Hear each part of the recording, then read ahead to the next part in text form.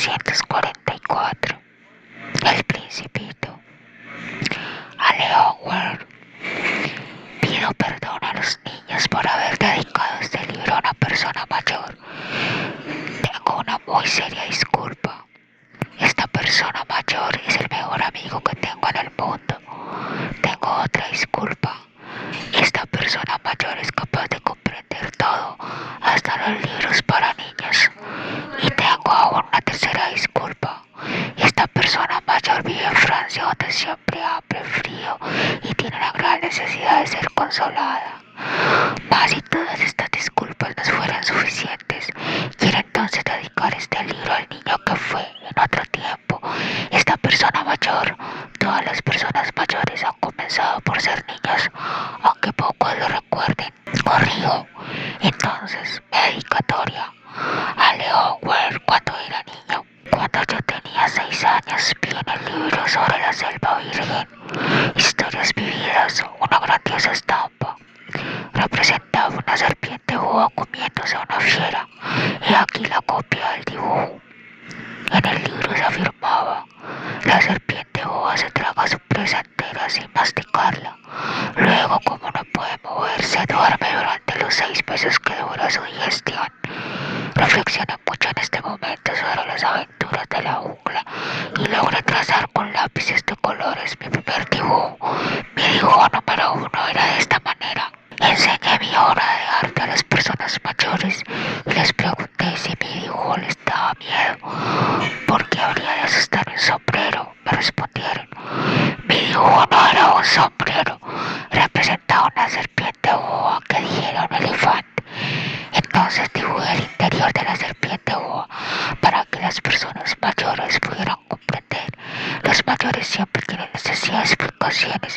Mi dibujo número 2 era así. Las personas mayores me aconsejaron abandonar el dibujo de serpientes boas, fueran abiertas o cerradas, y poner más interés en la geografía, la historia, el cálculo y la gramática.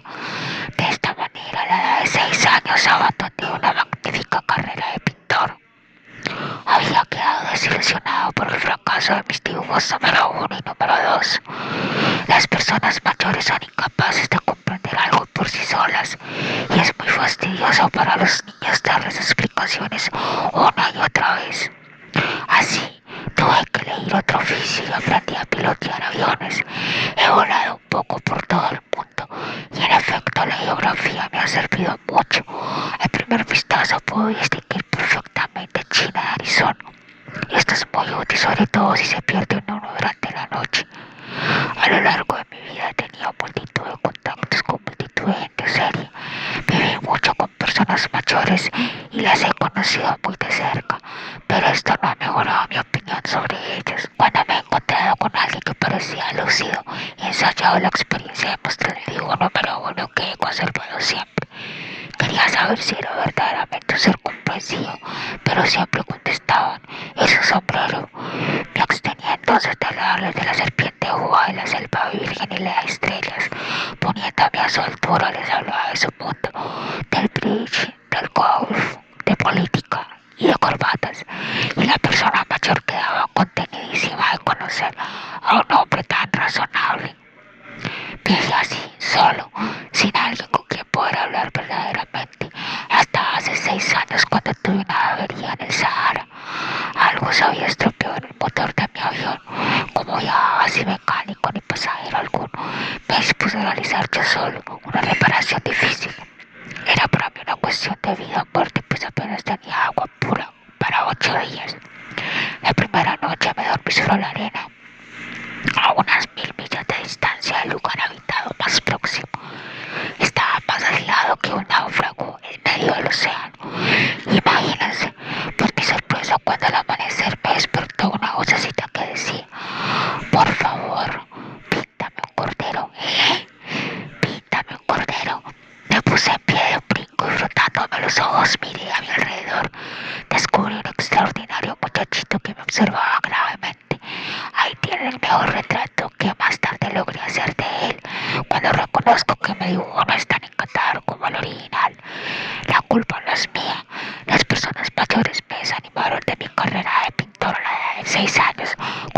había aprendido a dibujar boas cerradas y boas abiertas. Miré fascinado aquella aparición. No hay que olvidar que me encontraba a unas 1000 millas de distancia del lugar habitado más próximo, y el muchachito no parecía ni perdido ni muerto de cansancio, de hambre, de sed o de miedo. No tenía la apariencia de único perdido en el desierto, a 1000 millas de distancia del lugar habitado más próximo. Cuando logré por fin poder hablar, pregunté: ¿pero qué haces tú aquí? Y él repitió suave y lentamente como algo muy importante: por favor, píntame un cordero. Cuando el misterio es tan impresionante, uno no se atreve a contravenir, por absurdo que aquello pareciera. A 1000 millas de distancia de algún lugar habitado y en peligro de muerte, saqué del bolsillo una hoja de papel y una pluma fuerte. Recordé que yo había estudiado geografía, historia, cálculo y gramática, y le dije al muchachito, algo malhumorado, que no sabía dibujar: no importa, píntame un cordero. Como nunca había dibujado un cordero, repetí uno de los dos únicos dibujos que era capaz de realizar, el de la boca cerrada, y quedé absorto al oír decir: no quiero un elefante dentro de una serpiente. La serpiente es muy peligrosa y el elefante ocupa mucho sitio. En mi tierra todo es muy pequeñito. Necesito un cordero. Por favor, píntame un cordero. Dibuja un cordero, lo miro atentamente y digo: está muy enfermo. Por favor, haz otro. Volví a dibujar. Mi amigo sonrió gentilmente con indulgencia y dijo: ¿ves? Esto no es un cordero, es un carnero. Tiene cuernos. Realicé nuevamente otro dibujo y también fue rechazado como los anteriores. Es demasiado viejo, quiero un cordero que viva mucho tiempo. Ya impaciente y deseoso de comenzar a desmontar el motor de hacer rápidamente este dibujo, se lo señalé: está en la caja, el cordero que quiere está dentro. Me sorprendí al ver iluminado el rostro de mi joven juez. Oh, es exactamente como yo lo quería. ¿Crees que se necesite mucha hierba para este cordero? ¿Por qué? Porque en mi tierra todo es muy pequeño. Será suficiente. El corderito que te he dado también es pequeño. Se inclinó hacia el dibujo y exclamó: bueno, no tanto. Sé que ha quedado dormido. Y así fue como conocí al Principito. Necesité tiempo para comprender de dónde venía. El Principito, que siempre insistía con sus preguntas, no parecía oír las mías. Fueron frases al azar las que poco a poco me fueron revelando sus secretos. Así, cuando distinguió por vez primera mi avión: no dibujaré mi avión por tratarse de algo demasiado complicado para mí, me preguntó. ¿Qué cosa es esa? Esa no es una cosa, es un avión, vuela, es mi avión. Me sentí orgulloso al decir que mi avión volaba. Él entonces gritó: ¿cómo? ¿Has caído del cielo? Sí, le dije modestamente. Es curioso. Y lanzó una graciosa carcajada que de momento me irritó, pues me gusta que mis desgracias se tomen en serio. Después añadió: entonces tú también vienes del cielo. ¿De cuál planeta? Esa pequeña luz iluminó un poco el misterio y le pregunté: ¿tú vienes de otro planeta? No me respondió, solo movía lentamente la cabeza examinando detenidamente mi avión. En esto no creo que puedas venir de muy lejos. Y se hundió en un ensueño durante largo tiempo. Había sacado de su bolsillo mi cordero y se abismó en la contemplación de su tesoro.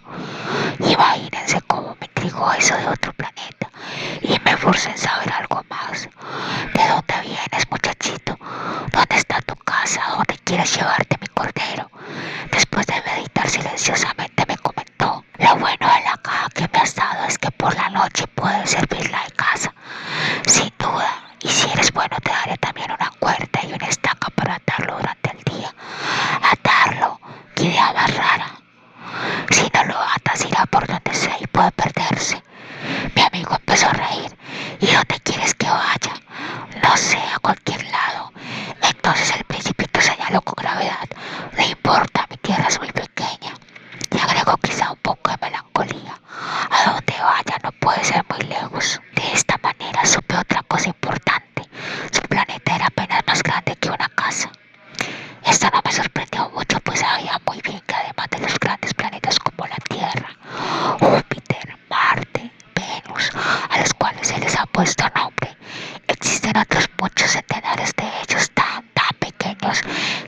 algunos es difícil distinguirlos aún con la ayuda de los telescopios. Cuando un astrónomo descubre uno de ellos, le da por nombre un número, le llama por ejemplo asteroide 3251. Tengo suficientes razones para creer que el planeta del Principito era el asteroide B612, el cual, por medio del telescopio, solo ha sido visto una vez por un astrónomo turco en 1909. Este astrónomo, aunque demostró su descubrimiento en un congreso internacional de astronomía, nadie le creyó por su extraña manera de vestir. Las personas mayores son así. Felizmente para la reputación del asteroide B612, un dictador turco obligó a su pueblo a vestir a la usanza europea. Entonces, en 1920, ante otro congreso, el astrónomo volvió a dar noticia de su descubrimiento y como lucía un traje muy elegante, todo el mundo aceptó su demostración. Si les he contado estos detalles sobre el asteroide B612 y hasta les he confiado su número es por consideración a las personas mayores. A los mayores les gustan mucho las cifras. Cuando se les habla de un nuevo amigo, jamás preguntan cosas esenciales como qué tono tiene su voz, qué juegos prefiere o si le gusta o no coleccionar mariposas. En cambio preguntan qué edad tiene, cuántos hermanos, cuánto pesa, cuánto gana su padre. Solamente con estos detalles creen conocerle. Si a una persona mayor le decimos hay una casa preciosa de ladrillos rosas con geranios en las ventanas y palomas sobre el tejado, no pueden imaginarse cómo es. Es preciso decir, hay una casa que vale tantos millones de pesos. Y entonces exclaman entusiasmados, oh, qué hermosa es. Si les decimos, la prueba de que el Principito ha existido es que reía, era encantador y quería un cordero. No lo entienden ni lo creen, aunque querer un cordero sea una prueba irrebatible de existencia. Las personas mayores se encogerán de hombros y nos dirán que no nos comportamos como los niños. Y nos dirán que nos comportamos como niños. Pero si les decimos, el planeta de donde venía el Principito es el asteroide B612, quedarán totalmente convencidas y no durarán más. Ni modo, hay que entender que son así. Los niños deben ser muy condescendientes con las personas mayores. Claro que nosotros, como sabemos comprender la vida, nos burlamos tranquilamente de los números. A mí me habría gustado empezar esta historia a la manera de los cuentos de hadas. Me habría gustado decir, érase una vez un principito que vivía en un planeta apenas más grande que él y que tenía necesidad de un amigo. Mas aquellos que comprenden la vida, esto hubiera parecido más real. No me gustaría que mi libro fuese tomado a la ligera. Siento tristeza al acordarme de mi amigo. Hace ya 6 años que se fue con su cordero y su intento descubrirlo aquí es solo con el fin de recordarlo bien. Tener un amigo es un verdadero privilegio y si uno olvida de ello se corre el riesgo de volverse como las personas mayores que solo se interesan por las cifras y los números. Para evitar esto, he comprado una caja de lápices de colores.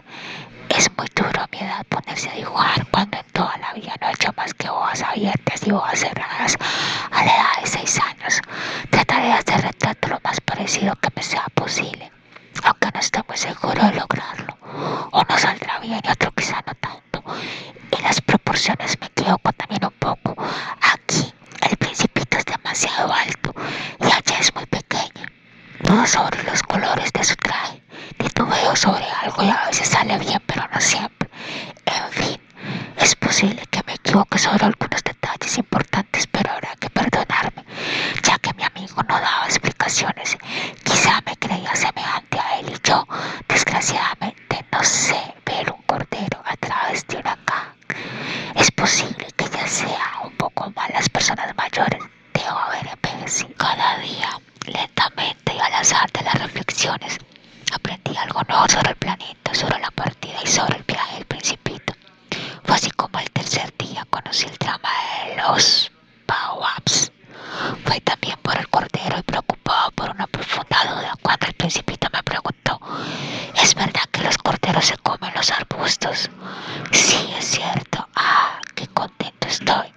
No comprendí qué importancia tenía para él que los corderos se comieran los arbustos, pero el Principito entendió.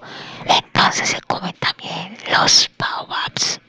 Le hice comprender que los baobabs no son arbustos. Le hice comprender que los baobabs no son arbustos, sino árboles tan grandes como iglesias que incluso llevando todo un rebaño de elefantes, no lograría acabar con un solo baobab. Esto del rebaño de elefantes hizo reír mucho al principito. Habría que ponerlos unos sobre otros. Y luego añadió juiciosamente, los baobabs comienzan por ser muy pequeñitos.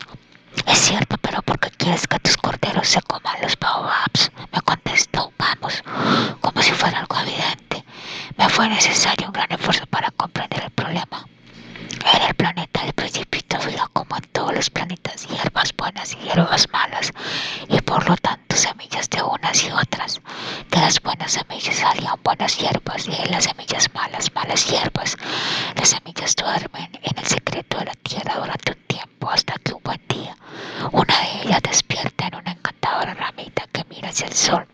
Si se trata de una ramita de rábano o de rosal, se puede dejar que crezca como quiera. En cambio, si fuera una mala hierba, es preciso arrancarla inmediatamente.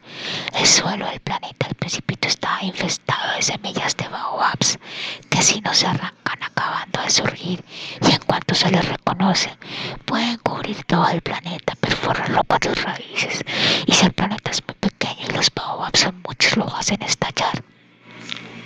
Es una cuestión de disciplina, me dijo más tarde el Principito. Después de que uno termina su baño matinal, hay también que limpiar la casa, es decir, acicalar cuidadosamente el planeta. Hay que arrancar las baobabs en cuanto se les distingue a los rosales, pues se parecen mucho cuando son pequeñitos. Es fácil aunque fastidioso. El Principito aconsejó que me propusiera realizar un hermoso dibujo para que los niños de mi tierra comprendieran bien estas ideas. Si alguna vez viajan, me decía, esto podrá servirles mucho.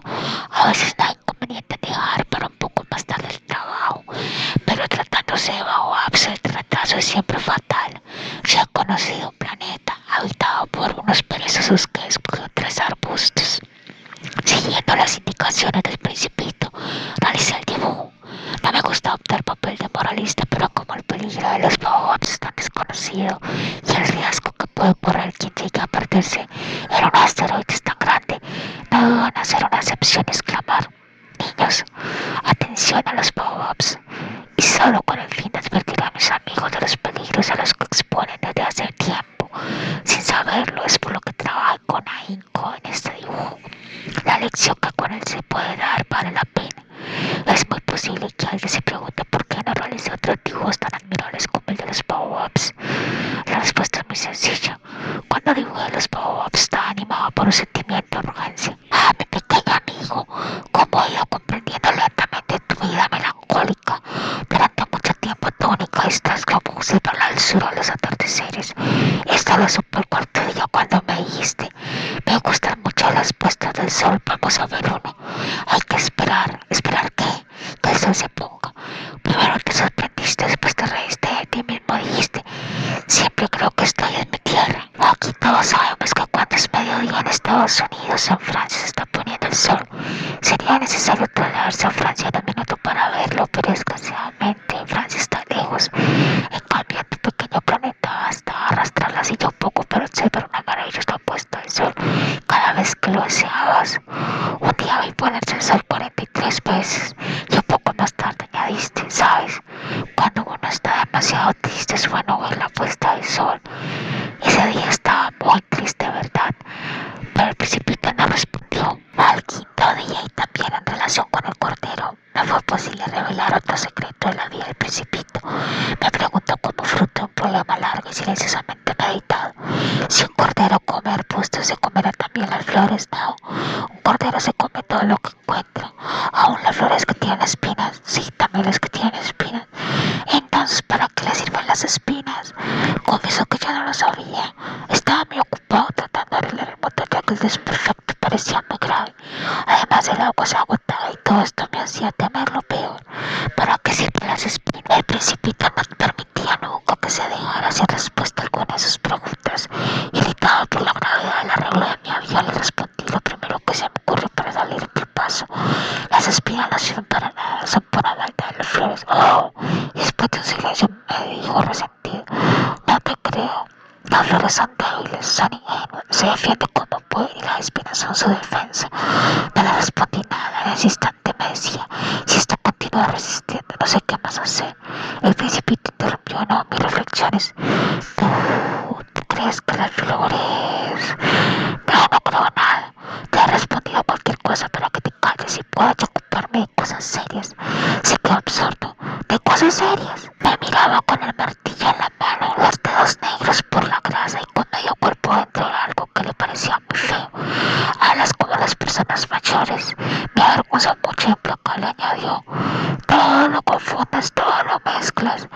Él estaba verdaderamente irritado, sacudía la cabeza agitando el viento sus cabellos dorados. Conozco un planeta donde hay un señor muy colorado que nunca ha aspirado a una flor, nunca ha observado una estrella, nunca ha querido a nadie, nunca ha hecho otra cosa que sumar y restar. Y todo el día repite con veto, soy un hombre serio, soy un hombre serio. Y esto lo llena de orgullo, pero eso no es un hombre, es un hongo. ¿Un qué? Un hongo. El principito estaba pálido por el disgusto. Hace millones de años que las flores fabrican espinas. Hace millones de años que los corderos se comen las flores. Y no sería intentar comprender por qué la flor le hace tanta fuerza fabricar sus espinas si estas no van a servirles para defenderse. Es que no es importante la guerra entre los corderos y las flores. No es esto mucho más serio y mucho más importante que la suma de un señor gordo y colorado. Y si yo no conozco una flor única que solo existe en mi planeta, y sé que un corderillo puede destruirla sin ni siquiera darse cuenta, es que esto no es importante. Enrojecido más y prosiguió. Si alguien ama una flor de lo que solo existe un ejemplar entre millones y millones de estrellas, es suficiente mirar al cielo para ser feliz, pues puede decir satisfecho, mi flor está allí en alguna parte. Pero si el cordero se la come, será tan doloroso como si de pronto todas las estrellas se apagaran. Y eso tampoco es importante. No puedo decir más, estalló en sollozos. Estalló en sollozos. La noche había caído. Yo había dejado el martillo, ya no importaba la orilla, la sed y la muerte. Había una estrella en un planeta, el mío, la tierra, un principito a quien consolar. Le pedí perdón, lo arrollé entre mis brazos diciéndole, la flor que tú amas no corre peligro. Te dibujaré un pasar para tu portera y una hora para tu flor. Te dije. Yo ya no sabía qué decirle, cómo consolarle y qué hacer para recuperar su confianza. Me sentía muy torpe, este misterioso el país de las lágrimas.